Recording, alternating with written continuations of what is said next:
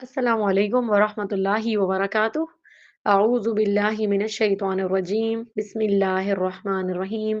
رب اشرح لی صدری ویسر لی امری واحلل عقدۃ من لسانی یفقہوا قولی۔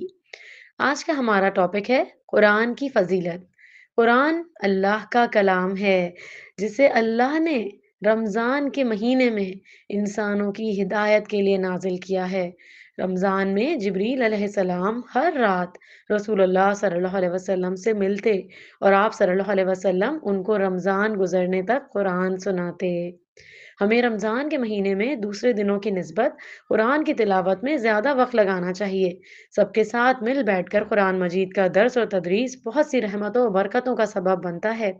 حدیث میں ہے، جو لوگ اللہ کے گھروں میں سے کسی گھر میں اکٹھے ہوں وہ اللہ کی کتاب پڑھیں اور اس کو پڑھائیں، ان پر اطمینان نازل ہوتا ہے، رحمت انہیں ڈھانپ لیتی ہے، فرشتے ان کے ارد گرد گھیرا ڈال لیتے ہیں اور اللہ تعالیٰ ان لوگوں کا ذکر ان فرشتوں میں کرتا ہے جو اس کے پاس موجود ہیں۔ سبحان اللہ۔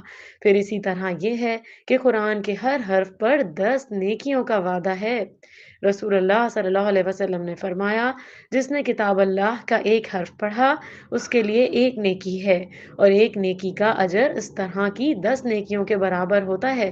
میں نہیں کہتا کہ الف لام میم ایک حرف ہے، بلکہ الف ایک حرف ہے، لام ایک حرف ہے اور میم ایک حرف ہے۔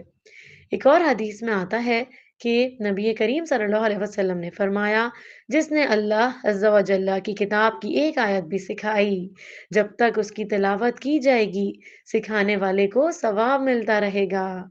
یاد رکھیں، رمضان کے ہر دن اور ہر رات دعائیں قبول ہوتی ہیں اور جنت کے سارے دروازے کھول دیے جاتے ہیں اور جہنم کے سارے دروازے بند کر دیے جاتے ہیں۔ شیاطین کو جکڑ دیا جاتا ہے تاکہ ہم زیادہ سے زیادہ نیکیاں کر سکیں۔ ہمیں چاہیے کہ ہم اپنے اہل و عیال اور دوستوں کو قرآن پڑھنے کی طرف متوجہ کریں۔ اللہ تعالیٰ ہمیں قرآن پڑھنے، سیکھنے، دوسروں تک پہنچانے اور اس پر عمل کی توفیق عطا فرمائے۔ آمین یا رب العالمین۔ السلام علیکم ورحمۃ اللہ وبرکاتہ۔